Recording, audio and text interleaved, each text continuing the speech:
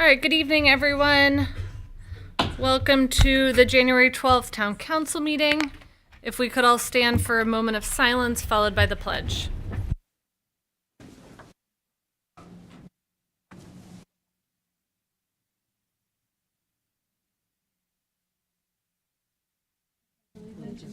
Flag of the United States of America, to the republic for which it stands, one nation, under God, indivisible, with liberty and justice for all.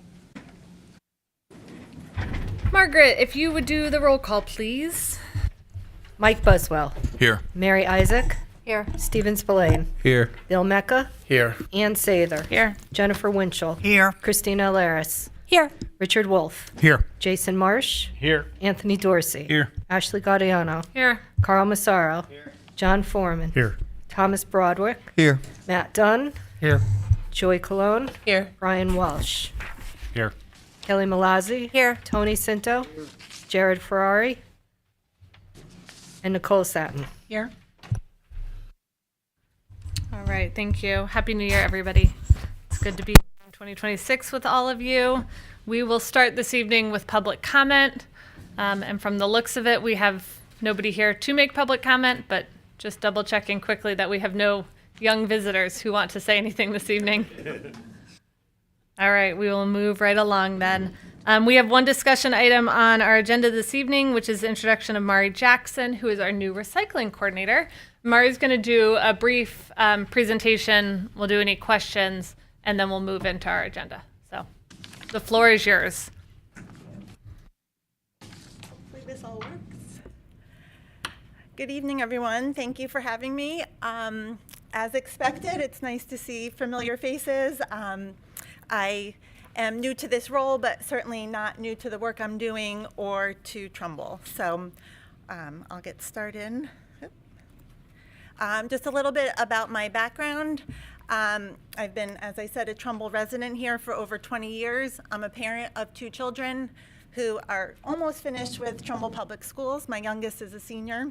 And I've been involved with various volunteer roles from day one, various PTA, sports clubs, everything else. So after completing my master's degree in real estate development with a focus on sustainable construction, it seemed like a natural fit to seek out the Sustainable Trumbull team. So that's how I got involved with this sort of role here. As I mentioned, with my background, I do work in real estate development and with a focus on our solar project management.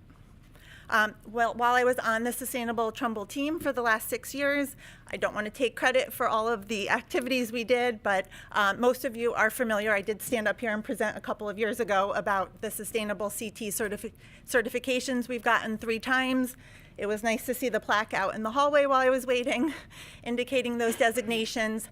That is rolling up for renewal at the end of 2026, just an FYI. We also have started various additional recycling programs, education, et cetera. But I feel like as a whole, the sustainable group who were appointed by the first selectman, we kind of felt that we needed a spoke on the wheel and have a town employee to get the goals accomplished of the position. So that's where I asked for the job here, and with the support of the town, landed with doing this work. So since August of 2025, I've been working with the one and only George Estrada, so it's been going great so far. Basically, the goals of the role are to maximize efficiency of our single stream recycling, to identify areas to increase revenue where applicable, reduce our recycling contamination, and increase recycling opportunities in our community. We've already made progress in all of those areas, but that's basically what I'm going to continue to do. The main strategies we've identified to accomplish these goals are education. I feel like that's the first thing everybody always says, well, I don't know. How are we supposed to know what to recycle? So that is my main focus, to get the community as well versed in everything about recycling.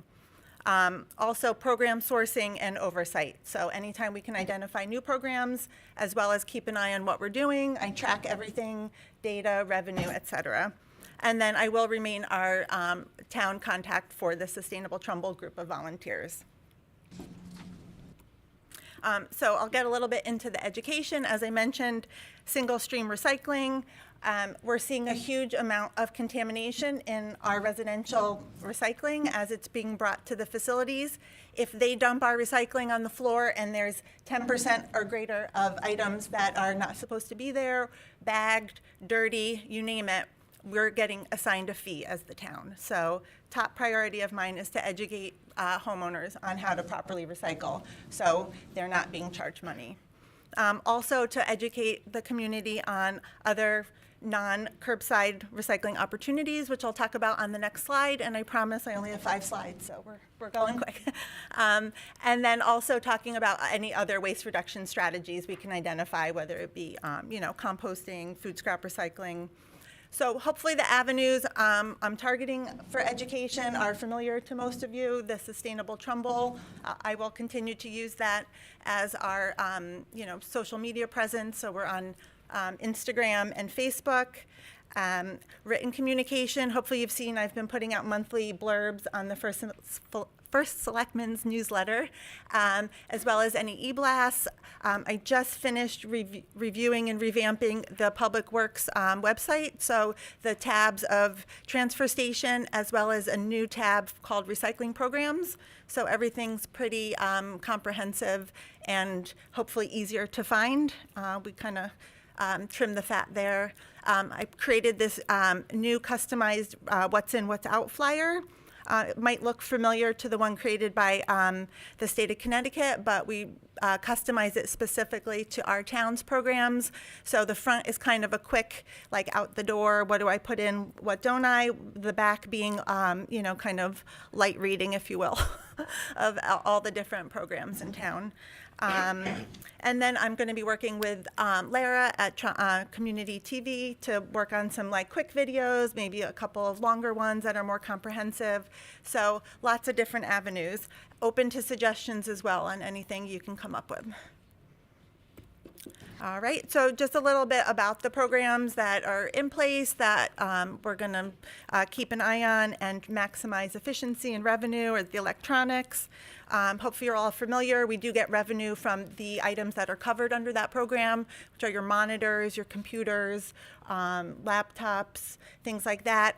But it's very broad in what you can recycle there. We just don't get revenue for it. But I'm not sure everybody in the community utilizes that to the fullest. And then we always look for vendors that can give us the highest rate of reimbursement on those products. Glass, sorting and separating your clean glass and dropping it off at the transfer station, that is an optional program, but it does keep all of that glass weight out of your recycling and municipal solid waste, so that's a savings to taxpayers, and it's directly transported right up to Beacon Falls to the O&G urban mining facility. They make it into a cement-like product in concrete. It's awesome. Like the most closed loop sustainable product out there, I would say. And then I'm going to be exploring the extended producer responsibility program. So the upcoming ones we're going to look at are cylinders and mattresses. And then other Trumbull programs. Definitely don't want to take all the credit here. I had the help of Mary Isaac, for one, as our Sustainable Town Council representative, to get the textiles up and going. And we've just been seeing growth in that program since it started year over year. And that is also another revenue generation for the town. So it's great to keep the items out of the trash, as well as get it some money for us. We just renamed the programs Beyond the Bin, so that kind of loops in our monthly recycling drive, as well as the library collection, which includes recycling of lots of little items that typically would not be able to be recycled curbside, but we have identified ways to recycle these. So there are things like your empty beauty care and cosmetic packaging, deodorants, oral care products, your toothbrushes, things like that. We accept printer ink, plastic bags, black plastic to-go containers, contact. So all these little items, you know, anything smaller than those 2 inches by 2 inches is considered recycling contamination. So this is a way we can collect these items as a town and properly recycle them. And I have to say, these types of programs are not offered in many towns across the state of Connecticut. So we're really progressive in what we're offering as the town of Trumbull. So I'm glad to be a part of that and continue to see these forward. Food scrap recycling. I could talk probably your whole meeting about all the different reasons to address food waste, how we can do that. But for right now, in terms of residential food scrap recycling, you have the option of backyard composting or utilizing one of the haulers to pick up. And the hauler in town that I know of offering that service is RWS. All of the information is now on the town website. In terms of tackling food donation, Daniels Farm School has piloted and continued a second year of collecting surplus food from their breakfast program and working with Food Rescue US to donate the food to the Trumbull Food Pantry. So it tackles the food waste surplus as well as food insecurity. And actually, the public schools have been able to utilize donation of foods, like when there was a snow day the day before school break. They had, you know, milks and food that was intended to be served that day that volunteers with the food rescue program were able to quickly pick up and get to the right channels. So the ask here is that we need volunteers in the schools to run them. It cannot be a staff-run program. So just putting the buzz out there, if anybody knows of parents looking to get involved at any of the elementary or middle school levels to help take a lead on this program, they can certainly join the next Sustainable Trumbull meeting or reach out to me directly. Other programs, again, we mentioned the mattress recycling. Until that becomes a transfer station program or indefinitely, it could be something we're offering twice a year alongside our recycling drive. We've been doing that the last 2 years. So kind of pop-up events. I'm just going to finish with the thought on programming is that it covers a lot of bases. We're looking at recycling from an environmental perspective, revenue generation, reducing hauling, like labor, energy, costs, but also that sense of community. And I'm looking around the room and I see a few of you that, you know, regularly do stop into Recycling Drive, and it truly is a sense of community. You know, I did this for 6 years as a volunteer, and, you know, I'm choosing to do this as a job because it's a passion of mine and it really brings people together, like-minded people for a good cause. So I feel excited about what, you know, the town of Trumbull can offer, and I'm glad to have everybody's support and happy to answer any questions if I can. Thanks, Mari. This is great. And I feel like the education, I mean, I just learned about programs that we have that I didn't even know about. So I think all of us can do some work in sharing this out with our networks as well. Are there any questions for Mari about anything she said? Yeah, Nikki, and then we'll go to Jen. Okay, hi, and thank you. I feel like recycling is very overwhelming. You know, there are so many pieces. I try at home. I can do better. For starters, like what's in? Well, you're saying all 4 of these items here can go into the same bin together? Correct. Is that correct? Yes. Yeah, it's still called single stream recycling. I kind of, you know, I lump it together now, curbside single stream. It's kind of all in one, yeah. We don't want the items bagged. Gone are the days of, you know, tying your cardboard and newspaper separately. Loose items in the bin that are rinse, clean, and dry if you can. Okay. That's the general messaging. And then about education. So as things change or laws change, or now we have these new programs, and I know you're trying to, you know, keep it streamlined for us online and these other, do you have any, is there any money available for any kind of direct mailing to households to kind of just reinvigorate the idea of recycling? Because I think that sometimes, you know, it can also get to a point where it's like, oh my God, you know, what else how many more buckets do I need or whatever. So it's, sometimes I think you could use a shot in the arm, like, all right. Right. Kind of refocus, right? So how do you get to every person in the community to kind of remind them what we should be doing, what's available to them, Right. like this? Right. Well, that's a good question, right? All of these avenues, I mean, I guess we're consistently trying to reach everybody. Yeah, I would love a mailer to go out. I'm not sure the pricing on that or the availability, but something we can look into, I hope, right? Yeah, I mean, I've done events at the library, informational talks at the library, at the senior center. So trying to target people that maybe aren't on social media. It's challenging, but we're not the only town that has these challenges. I do network with other sustainable groups, other solid waste recycling groups with other towns, and everybody is in the same boat. So. Like I said, I'm going to try to blanket it in various avenues, but it's a challenge. Okay, and last question. Sure. If there is something that is revenue generating here or impacts us in a positive financial way, what would that number one focus be? Which program generates the most revenue? If we were to, I think if we were to hone in on that and kind of drive that, Right. that messaging. You want me to electronics? Yes, please. The glass is heavy. Yeah. I think the volume reduction in our MSW is the key. So recycling is one of the steps towards that. So really keeping our tonnages down is going to be the most effective way of maintaining our expenses where they are and reducing over time.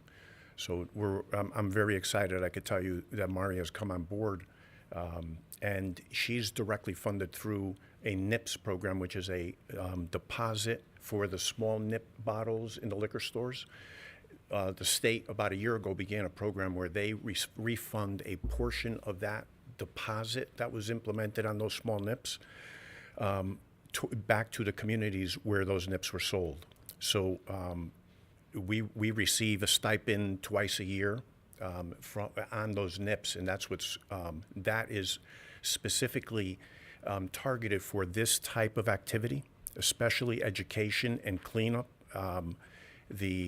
So we're really kind of aligning with what the goal was with that, but we as a community needed to do this for a long time because there was apparently a coordinator here many years ago, and that gap really, that's where we arrive at what's in, what's out, the confusion. It should be pretty clear for us, for all of us. I've re-educated myself. Mari's educated me on a lot of it. But as we build out this program, it's education, and we've already met with Board of Education once, and Mari is in contact with them trying to expand those efforts because you really begin in the school system.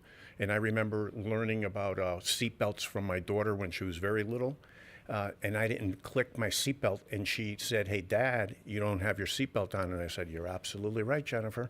And I clicked it in, and I've had it on ever since, and she's 45. So we learn through our children many times because they bring the message home to us and they kind of make it resonate. So that's something that Mari is going to be focusing on. And if I could just, a couple of other points, I just jotted a couple things down as I was sitting there. Also, a real thank you to the volunteers that have been working tirelessly in Trumbull with Sustainable Trumbull. Mary, you are definitely one of them, one of the leaders in that. But I went to Trumbull High School when they had one of those on a Saturday, and you see all of these people that are there, and they're there every event because they care. So really a thank you to them. Contamination, she mentioned. The contamination in the recycling is something that's hitting us in the pocket because it's to the tune of about $5,000 a month in contamination fees. Mari and I have been preparing, and I don't really want to get into detail here. I will share it with you when we're prepared, but we have a plan for that because the town should not be paying that. And we're working with the regional co-op, which has all 11 towns around us, and we will all be working towards eliminating that from a town expense. So I will come back to the council to explain that when we're ready to announce that, but we need to work on it, and we don't want to just say it in public until we're ready. And transfer station. We've some of you have already visited the transfer station recently, have seen some of the improvements there. We're preparing, we're in design for what the transfer station will be when it grows up. And we have some work to do on the regional relationship because it's a 3-community co-op. So we have to address some issues there just to align everything. But within the next 2 years, our hope is to expand recycling at that facility, but also improve safety because we have had some pretty serious incidents there with pedestrian issues. So with that, I'll turn it back over to Mari. I'm sorry. No, thank you so much. Thank you, George. Jen, did you have a question? I had one, but I found the. All right. Kelly? Thank you. Do we get any reimbursement for the textiles or the plastic? Because I know I take a ton of textiles to to the Bay State ones at the middle schools, which is great, keeping that stuff out of the streams. And the plastic, same thing. For those that don't know, there are collections at, well, Middlebrook has one for sure, but at the grocery store at Stop and Shop. Is that quantified in any way, or do we get any money back for any of that stuff? The textiles we do, yes. Oh, great. That is a revenue generating program. The Bay State bins are a little bit higher reimbursement than the Help See curbside pickup program for textiles. So Okay. we do try to push that one a little bit more. And we accept the textiles at our monthly recycling drive, but we just directly drive them to the Bay State bins. It's just kind of if people are setting aside that one day a month to drop off some things we only collect there, we try to be comprehensive and take everything and do the running around for people in the community. The plastic film at Stop and Shop, that is not a revenue generation for our town. Something potentially we could look into exploring if we could be a drop off for them, but Okay. Thank at you. this time, sure. Councilman Massaro? Thank you. So you've referenced that there's a cost of processing recyclables and trash. So is it the same rate of cost for the processing of both types? MSW and I don't think so, right? Oh, I know where this is going. The agreements with the region, because we're part of a regional co-op with 11 communities. The price we pay to dispose of recyclables specifically fluctuates quarter by quarter on the CPI index, and it's based on what the markets. China was buying all the corrugated, all the cardboard that it could receive from the United States. About a year and a half ago, they started turning that down, and then they stopped completely. One of the problems was contamination, because the product that was coming out of the U.S. had so much contamination in it that it took them too much effort to cleanse that and be able to create a product from it. So that's where it behooves us to clean up the product, because if we can have a clean recycled product, there are markets. The glass, as Mari referred to, there is a process that's, there's a plant not far from the recycling facility up in Shelton that takes that clean glass and creates, it brings it down to a product that's like a talcum. It's so fine. And that is added into concrete, and it creates like a super concrete. The strength of it is unbelievable. So there's a strong market for that. But again, it has to be clean glass. And that's where our containers contribute to that. So the reason I asked is because, I tend to put everything plastic into the recyclables. And I know, there's classes, 1, 2, 3, or whatever. Some are Yes. recyclable, some are not. Right. That Look, the dark plastics, prescription bottles, garbage.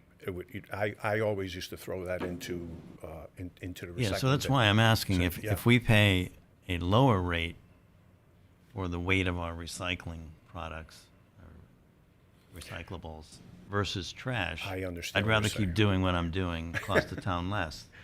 Yeah, it doesn't work that way, because then if you have enough of that, that is considered not contamination, but it's sorted out.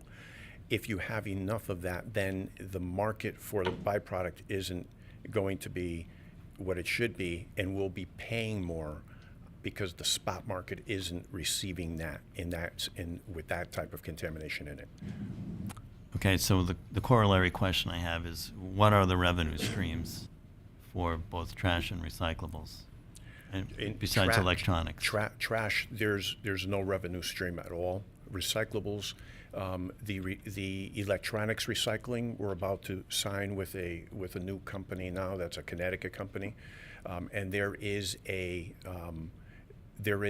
per pound recycling rebate for us for electronics, and that's because they actually have a workforce that is destructing all of these, and there are a lot of precious metals in electronics. So they're actually capturing all of that. So there is a value to their process, and then we receive a per pound rebate on that. So electronics, glass, we can get some revenue. Yes, yes. Scrap metal? That really pretty much is about it. That's it, no Yeah. scrap metal. Well, scrap metal, yes, that's separate. We don't. I don't think of that as this type of recycling, but yes, scrap metal there's a spot market, which the vendor that gets transported to, we get a per ton. You get paid for it. Yes, and we can actually, I think it'd probably be a good idea if we prepared a report to the council on the different revenue streams, so that you could see tonnages and some of the revenue that we get for the different materials. And just for the record, pizza boxes, even with a little mozzarella, and it can still get recycled. It used to not. I rip them in half. The greasy side goes in the garbage. I feel like depending who you ask, you get Okay. a different answer on that one. But That's a lot of work. But yeah. Thank you for that. I think we kind of concluded a good message is, if in doubt, throw it out. Like, I don't wash my peanut butter plastic peanut butter containers out, tuna fish cans. I'm sorry, but they're all going in the garbage at my house. And I have lots of bins, not just trash and recycling. It's lots of sorting bins, but if it's too gross, trash. Sounds good. Christine, you had a question? Sure. Thank you, Mari, for this presentation, and I'm happy to see you in a more expanded role. I really just, the only thing I wanted to just ask about is cardboard and flattening, because I think from an educational perspective, I think all of us have made various mistakes about recycling, but changing consumer behavior is hard, and I'm glad you're going through different channels to try to get information out there, and videos might be helpful as well. But how challenging is non-flattening of cardboard? Is it really a challenge, or is it not really a challenge? No, it's a huge challenge. I mean, I think everybody saw on Facebook that picture of the overload, right? And I think that was probably the first ask of the people working at the transfer station when I came into this role, is you have to tell people to flatten the boxes, and that was 5 months ago. So I guess I did put a social media post out prior to the holidays, requesting the boxes get flattened, not to try to recycle your wrapping paper. I mean, there's so many things to cover. Just a But follow-up yeah, to that. In the it's flattening of important. boxes, does all the tape and stickers have to be removed, or is that not as much of an important issue? I don't think it's that important, but no. Right, thanks. I try to, but I don't know. I feel like looking at the high school and finding some young adults or students who could make some fun videos for you Yeah. might be a great strategy, right? To take our, I don't know what generation that is, Yes. that alpha, and get them engaged. Margaret and I said the same thing at the same time, which is potentially the first selectman, the tax bill that come out of town hall, right? That might be Yep. an avenue for a mailing. And then getting it in all of the s'mores email blasts yes. that go out through the school system, right? Not just working with the kids, but the s'mores email blasts go out from all the principals on a weekly basis. And so if you could get some real estate there, Yes. that would be great. Good idea. All right, any other questions? I'm going to do Steve first, and then we will end with Mary. Hi, yes. So thanks again for the presentation. I actually teach at Daniels Farm School, so I'm happy to hear that that program's going well. Oh, good. With the food. And did that program start through your office or? No, it started when I was still in a volunteer role with Sustainable Trumbull, and I was actually in contact with Food Rescue US myself as a volunteer there as well, and was trying to get the program started in any of the Trumbull Public Schools. Simultaneously, there is a mom at Daniels Farm School who was also interested and believe she heads their green team there. That's the name That's of the other thing club, I was going to yes. ask too. Yeah, our Yeah. green team where it's kids fill out applications and they get nominated by their teachers, and then okay. so then they're the ones who get taught about recyclables and they teach the classes. Do you have any other contacts in other schools with those programs? I don't know that any of the other schools have a formal green team, to be quite honest. I have not heard of such.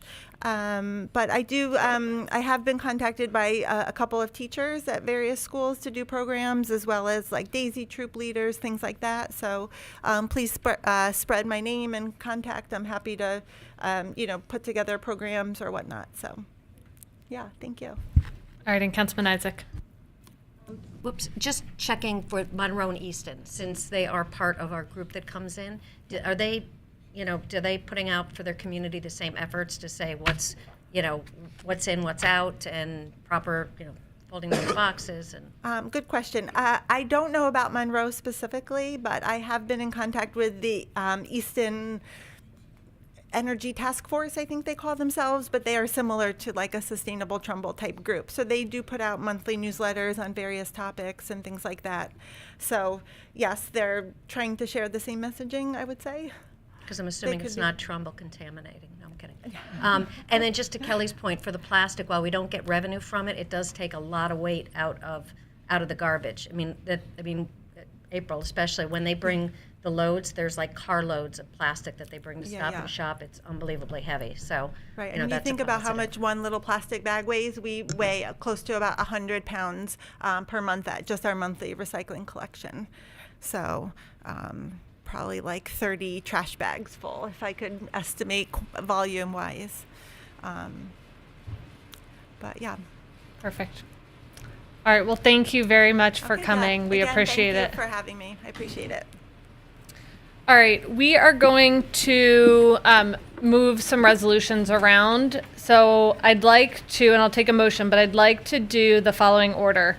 TC 31-13, followed by TC 31-18, followed by TC 31-19, and then we'll resume the regular order. So can I have a motion to take those out of order? Nikki, and a second. Second. All in favor? Any opposed? Okay. So with that, Councilman Massaro, would you bring TC 31-13 to the floor, please?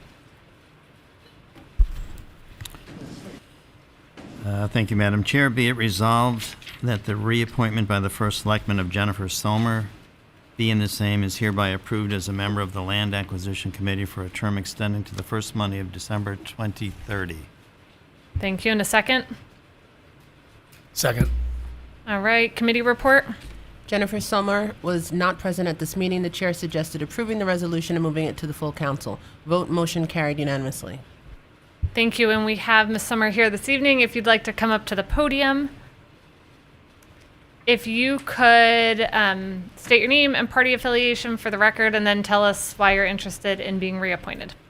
Jennifer Sommer, registered Democrat. I have served on the commission. I have been a Trumbull resident for over 20 years. Somehow, I think in my head, I'm definitely not that old, but apparently 20 years. I am a big fan of civics. I'm a big fan of municipal government. I appreciate the opportunity to volunteer and contribute a little bit. Thank you. And are there any questions for Jennifer this evening? All right. Well, thank you for your service. We'll take this to a vote. All in favor? Opposed? Abstentions? Thank you. We appreciate and hope you learned something about recycling this evening. We will move on to TC 31-18. Councilman Cinto, would you bring that to the floor, please?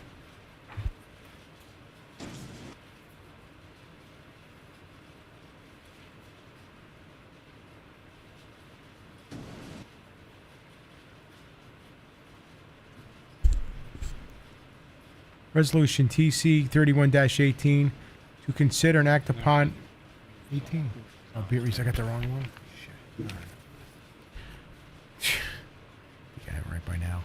Resolution TC 31-18 be it resolved that $166,000 hereby appropriated from fund balance to 0103200-578-802 maintenance and repair building and equipment EMS 61,671, the police department 82,800, and the senior center 21,595. Thank you. In a second. Perfect. This is a very, very long committee report, so I'd ask for a motion to waive the committee report. So moved. In a second. All in favor? Okay. Mr. Estrada is here, and he was present at the committee meeting last week. This is to approve funding for three things: the EMS fire panel, the senior center fire panel, and a roof issue at the police department. Mr. Estrada, is there anything you want to share? And then we'll take any questions. I'll give a quick overview for those of you that were not at the committee meeting, beginning with the EMS fire panel as well as the EMS fire doors. The building is actually a residence because our staff actually reside there 24/7. So it has to be held at a higher standard, safety standard than a typical building. That being said, doors, assessment of doors, recognizing that we have bays, garage bays with vehicles, diesel vehicles on both ends, as well as the fire panel and emergency systems in the building were deemed to be needing upgrade. We had the fire marshal do an inspection of the building through the fire marshal's office recommendations and requirements. Actually, in some cases, we had to undertake improvements to that building that were not planned in the operating budget going into this year. The police department roof, you have a building that's a large square, and then you have two bump outs on either side, two appendages. The two appendages, one of them began taking water this summer. They were having some water issues into a hallway inside the building, and the other one was reflecting water into some of the office areas. So those two, because we were beginning, they had completely failed. Those two were accelerated as an emergency repair for those two sections of roof at the police department. The large section, which is the main body of the building, is in the 5-year capital plan to be completely replaced. But those two appendages, we felt we needed to respond to more urgently. And then finally, the senior center fire panel, that was in early November. We received a signal that there was an issue when we called in Fire Tech, which is the company that services that particular technology. They have the regional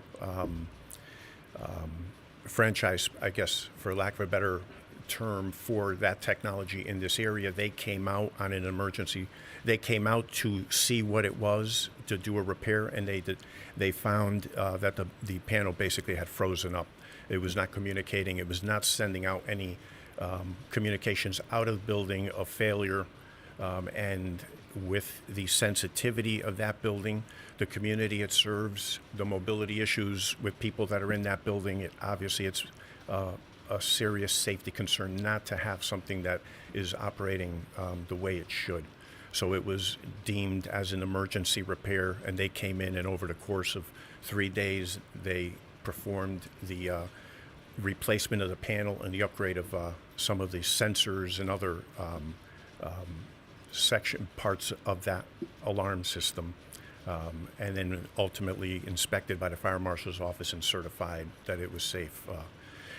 We were able to avoid not occupying the building because our fear was, if we didn't act expeditiously, we do have our food pantry in that building that serves people in our community that have food insecurity. We have other services for seniors and the community, as well as the lunches for seniors and all of the typical recreational things that happen in that building for seniors. Thanks, George. We'll take any questions for George at this point. We'll go to Mr. Cinto first. Thank you. Hey, George. What is the maintenance schedule on these new panels? Please say The that. maintenance schedule? Yes, the maintenance schedule, we have the building on a maintenance contract, so they come in annually to do the annual inspections. And we also have had a couple of issues in there where there were eyes on the system along the way. The failure of that was just sheer age of the system, and they couldn't find parts that were compatible. I meant going forward. Going forward, we have a maintenance contract in place where they come in, and I apologize because I owe you that. I promised you that last week. I don't know the interval. I will get that to you. Is there a recommendation from the fire marshal when you're supposed to do that? I'll check with that also. And last question is, when those alarms go off, what do they report to? The front office that day, because that No, I'm just talking in general. it normally will go to the director of building maintenance, is where the alarms go to, and then it'll indicate what it is. So yeah, no, who's That in is other words, Dimitri Paris. So at night, like right now, It'll the senior go center's closed. 24/7. It'll go to Dimitri. So if the fire alarm goes off, who's it go to? Dimitri, but also the fire alarm will ring to 911 or the fire district. So who's Dimitri's backup? The 911 receives the alarms with him, so they communicate when he's responding to something. Okay, so if somebody breaks in, it goes to the police department. Same thing. An alarm would go there, and then Dimitri would be notified because he or someone from his department will go out to see what it is that happened, if they have to resecure the building, if they have to repair something. Okay. But the police is who gets dispatched. The emergency will go to the first responder. Dimitri receives the backup. Okay. Yeah, I just want the maintenance schedule going forward. Absolutely. Thanks. Additional questions? Okay, seeing none, let's take this to a vote. All in favor? Opposed? Abstentions? All right, thank you, George. All right, Councilman Spillane, would you bring TC 31-19 to the floor, please? Resolution TC 3119. Be it resolved that the funding for the agreement between the Town of Trumbull and the International Union of Operating Engineers, Local 30, Trumbull Non-Supervisory Highway and Parks Employees Union, beginning July 1st, 2025 and ending June 30th, 2029, is hereby approved. Second. Thank you. Committee report, please.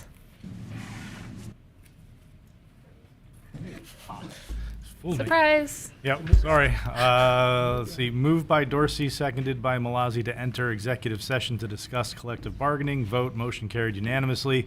The L&A Committee entered executive session at 7:50 p.m. with the following people present: Jason Marsh, Chairman; Gerard Ferrari, Vice Chairman; Steve Spillane; Kelly Malazzi; Carl Massaro; Tony Dorsey; Mary Isaac, alternate; First Selectman Vicky A. Tesoro; Chief Administrative Officers Cynthia Katsky and Kathleen McGannon. Sorry, scrolling. Town Attorney Dana Shopik; Labor Relations Director Thomas McCarthy. Moved by Malazzi, seconded by Dorsey to end executive session at 8:36 p.m. Vote, motion carried unanimously. It was noted emergency legislation was requested. Vote, motion carried unanimously. Thank you. Welcome, Tom. Hi. Hi. So you know the drill. If you have any questions, we have to go into executive session. But if you want to just pass it. We can do that. Yep. Yes, Councilman Marsh. I will take the risk of speaking for our caucus that we've discussed this, and I think we're comfortable voting without going into executive session. Okay, thank you. I spoke to our council, our caucus, and we'd like to go into executive sessions. We have some questions. So you want to make a motion? So I make a motion to enter into executive session. And can I have a second? All right, and we're going into, I know we need to vote. We're going into executive session to discuss a labor agreement. The council, First Selectman, Attorney Shopik, Ms. Katsky, Ms. McGannon, and Tom McCarthy. And now can we vote on that? All in favor? All right. We will go into executive session.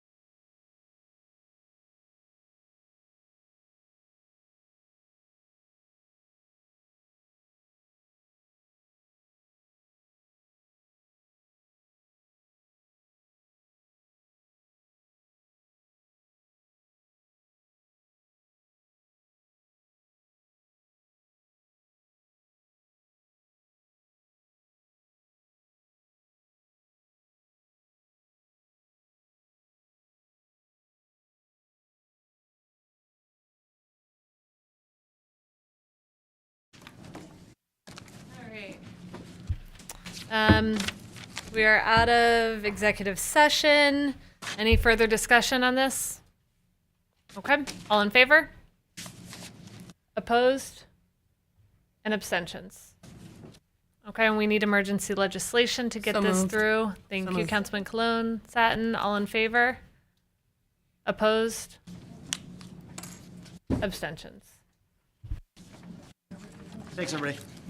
Thanks, Tom. Tom, thank you so much.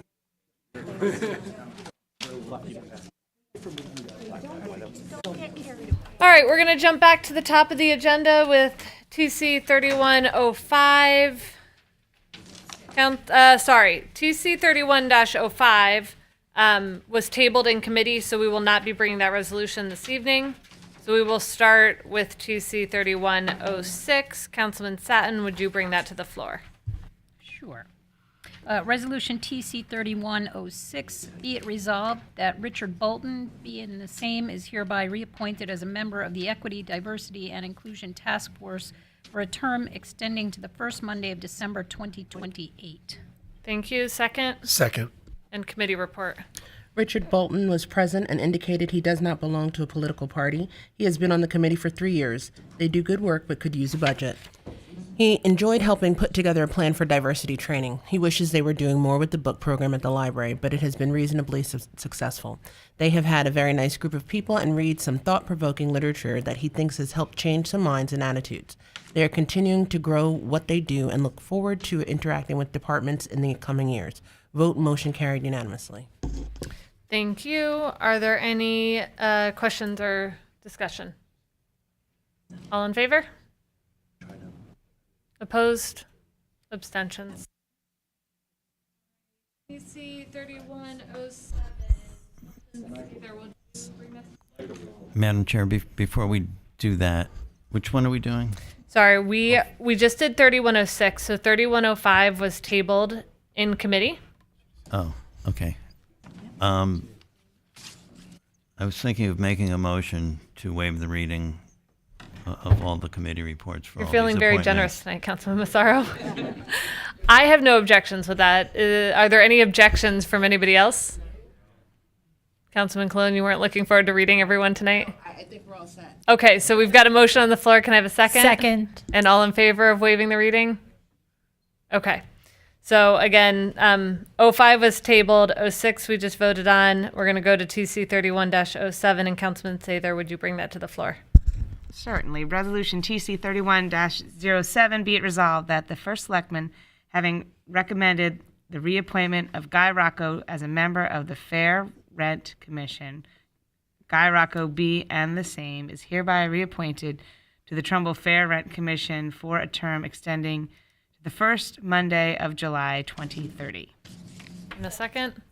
Thank you. Any discussion? All in favor? Opposed? Abstentions?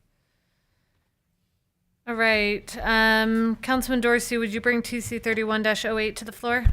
Yes, Madam Chair. Resolution TC 31-08, be it resolved that the First Selectman, having recommended the reappointment of Rose Ladice as an alternate member of the Fair Rent Commission, and Rose Ladice be and the same, is hereby reappointed to the Trumbull Fair Rent Commission for a term extending to the first Monday of July 2027. Second. Thank you. Any discussion? Seeing none, all in favor? Opposed? Abstentions? Councilman Marsh, would you bring TC 31-09 to the floor? Certainly. Be it resolved that the reappointment by the First Selectman of Peter Caligieri as a member of the Golf Course Commission for a term extending to the first Monday of December 2028 is hereby approved. Second. Any discussion? Seeing none, all in favor? Opposed? Abstentions? Councilman Broderick, would you bring TC 31-10 to the floor? Yes, absolutely. Be it resolved that the reappointment by the First Selectman of Joel Satin as a member of the Golf Course Commission for a term extending to the first Monday of December 2028 is hereby approved. And with rave reviews, right, Councilman Sutton? Any discussion on this resolution? All in favor? Opposed? Abstentions. Councilman Buswell, would you bring TC 31-11 to the floor? Certainly. Resolution TC 31-11, be it resolved that the reappointment by the First Selectman of Greg Zernicka be and the same is hereby approved as a member of the Inland and Wetlands Watercourse Commissions for a term extending to the first Monday of December 2028. Second. Thank you. Any discussion? All right, all in favor? Any opposed? Abstentions. Councilman Dunn, would you bring TC 31-12 to the floor, please? Resolution TC 31-12 be resolved that the reappointment by the First Selectman of John Loria be and the same is hereby approved as a member of the Inland, Wetlands, and Watercourses Commission for a term extending to the first Monday of December 2028. Second. Thank you. Any discussion? All right, all in favor? Any opposed? Abstentions. All right, Councilman Winchell, would you bring TC 31-14 to the floor? Absolutely. Resolution TC 31-14, be it resolved that Dean Fabrizio be and the same is hereby appointed as an alternate member of the Planning and Zoning Commission for a term extending to the first Monday of December 2028. Second. Any discussion? All right, all in favor? Opposed? Abstentions? Councilman Malazzi, would you bring TC 31-15 to the floor, please? Certainly, Madam Chair. Resolution TC 31-15, be it resolved that the appointment by the First Selectman of Matthew Nelson as a member of the Trumbull Educational and Government Access Television Commission for a term extending to the first Monday of December 2028 is hereby approved. Second. Thank you. Any discussion? All in favor? Opposed? Abstentions? Councilman Isaac, would you bring TC 31-16 to the floor? Resolution TC 31-16, be it resolved that the reappointment by the First Selectman of Vince Feeney as a member of the Trumbull Educational and Government Access Television Commission for a term extending to the first Monday of December 2028 is hereby approved. Thank you. Discussion? All right. All in favor? Opposed? Abstentions? And Councilman Foreman, would you bring TC 31-17 to the floor?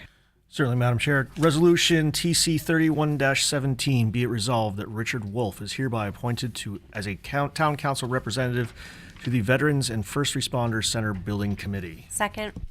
Any discussion? I'm more than happy to talk about myself, but do I have to abstain from voting because it's for me? If you like yourself and want to vote for yourself, have at it. Rich, if you're not going to vote for yourself, we're not voting for you. So. Just wanted to make sure I was allowed to. That's all. I appreciate Thank that. you. You certainly can. All right, so all in favor? Nobody's opposed, including Mr. Wolf. All right, that's all set. That brings us to the end of our agenda. Motion to adjourn. Thank you. Second. I couldn't even look fast enough. All in favor? I just want to confirm, we did vote for emergency legislation on 15, right? Yes. Okay, Yes. Sorry. Fake out. All in favor? Are we good to be done? All right. Have a great night, everyone.